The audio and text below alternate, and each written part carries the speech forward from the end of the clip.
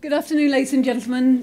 I realise this is the last session of a long day, a day that hopefully you've enjoyed. My name's Catherine Barnard, and I've just taken over as senior tutor of the college.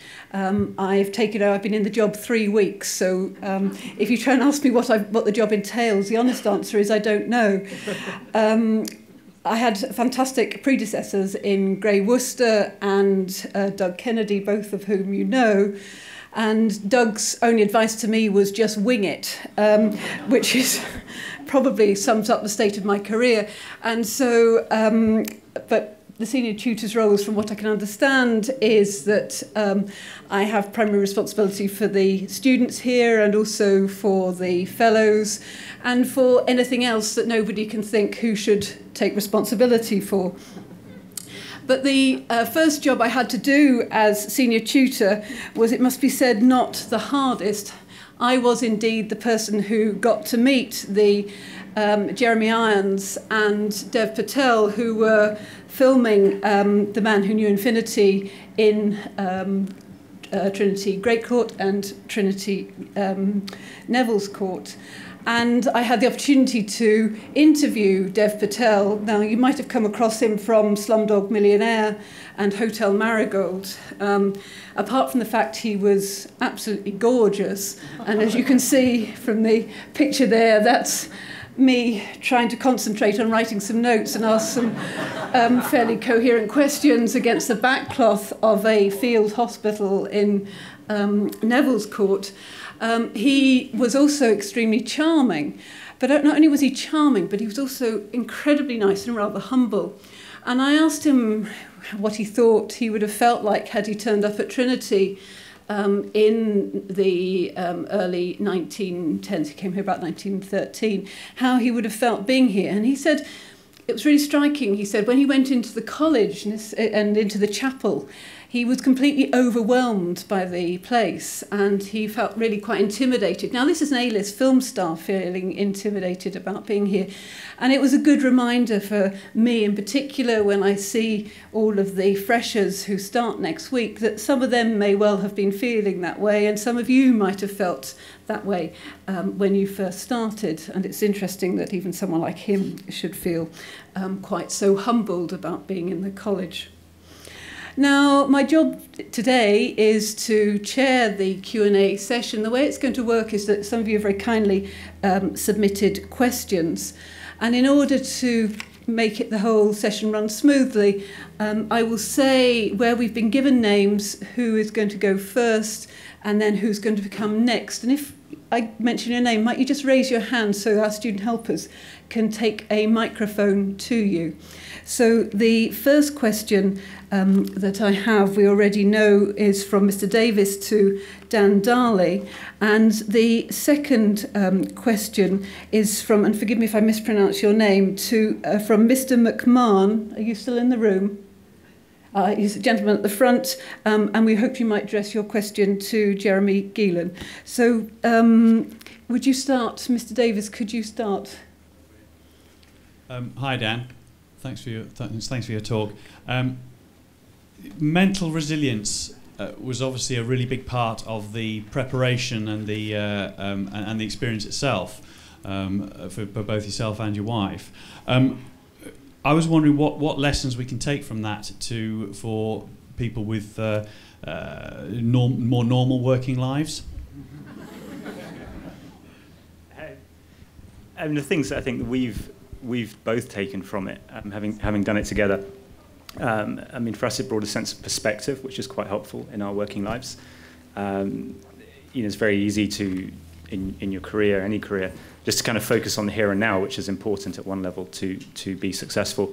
But actually also being able to take a step back, and there are many ways you can do that. Maybe you have kids, and kids are a great catalyst to make you take a different perspective on what you're doing, or other things can happen. And for us, actually, way before we had kids, we weren't married with this trip. So one of the things for us was just great perspective on how we approach things and how we think and what motivates us just generally. And I think more sort of specifically on sort of mental resilience, I guess for us now, we're quite fortunate position that, when things go wrong, we do have some very common, I think it's important that's a common thing between us, where we can look back and sort of see areas where, or sort of times which we toughed it out and sort of got through quite difficult situations. And again, I suppose, for different people, it'll be different things, but it's finding those areas of sort of common unity, I would think, where, you have sort of gone through difficult times together, and using that to get you through other difficult moments, because certainly I know we draw upon that a lot. Thank you. Can I just follow up on that? There was a question submitted by Anna Harrison, and forgive me, Anna, for reading it on your behalf, but it follows on rather well from that. It's very pragmatic. How did the two of you get back? Yeah, we would love to have walked back and done a full return trip, but we were smart enough to realise that it's only been done once, about 20 years ago, when the ice was very good. So we worked out that we weren't going to walk there and back. So we had a very cool trip back. We got picked up by a helicopter, a Russian helicopter, and they took us to a Russian ice base. And the Russian ice base, they shave the ice down and make a runway out of ice. It's awesome. And then a jet came in, which is extraordinary to see this thing land on the ice. I mean, it's like 4-foot thick ice. That's all it is. And then we and a bunch of other people got on the jet and got flown home to Svalbard. And then from Svalbard, it's a little bit more conventional. But it was quite an extraordinary, the return journey, very quick, but equally extraordinary. Thank you. Do you want to ask your question next, and I'll follow up with a couple of other questions? All right. Oscar Wilde once said that a moment's insight can be sometimes worth a lifetime's experience. But do you have any such insights?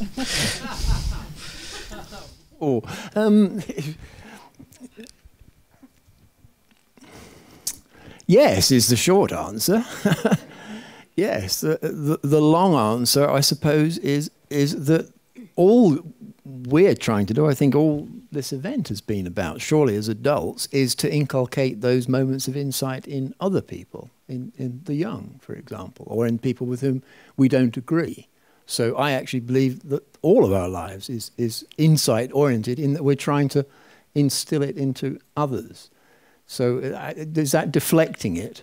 It isn't so much in me as in you. Sorry. All right, I suppose what I want is, as I get older, I'm aware that there are millions of people getting older, and they have ideas and insights. And I think if I can get a few insights out of these people, it could change the rest of my life. Oh well, I think you. Okay, then let me come out of the closet and say I think you're giving far too much weight to experience, and far too little weight perhaps to youth, and really the future is defined in the crucible of youth, because they are seeing things. I have 4 children. My wife's here. We have 4 children. I mean, they are seeing things in a totally different way than the way we have seen them. It's the world that we've bequeathed them, that they have to live in. And some of those adjustments, all of us in this room, d'un certain âge, maybe have got, misgivings about. And yet, all credit, the energy in the young people today in this country, I'm lucky enough to travel a lot, all around the world, is utterly staggering. I mean, really, if you looked at the news, you should just go and hang yourself. But no young person is doing that. Possibly that's some credit to us, that we're saying never give up, never, all the things we've been saying here, and provide a sense of perspective. But no, listen to the young. They may well sort out the insight you're after, much more likely than an old, doddery chap like me. That's my story, and I'm sticking to it. Thank you. I'm going to ask a question in a moment to Lawrence, but the question after that will be from Tim Holmes. If you could just raise your hand, Tim. So the question to Lawrence, again, is written by one of the audience, but unfortunately we don't have a name.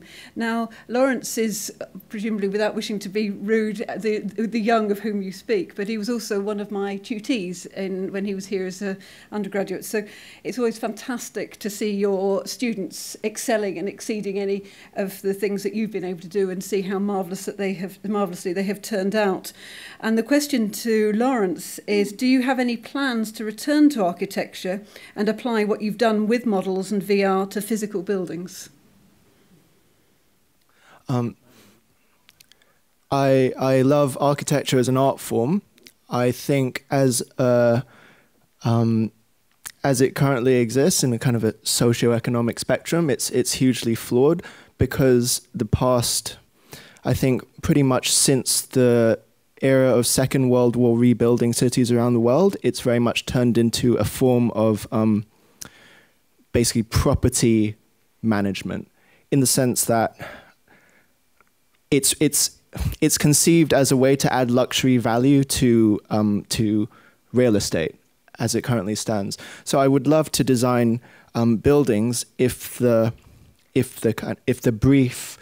aspiration for the space was right, and I think that takes a long time to kind of develop an ethos and way of doing things, as well as it takes time for people to maybe find, basically for people to find each other, because you need so many people on board, from the kind of architect to the person who wants a building, to actually do that. Yeah. Thank you. So the next question is from Tim Holmes to Scarlett, and the question after that will be from Rob Taylor to Sarah. Rob, are you still in the room, Rob? Yeah, gentleman over there. So Tim.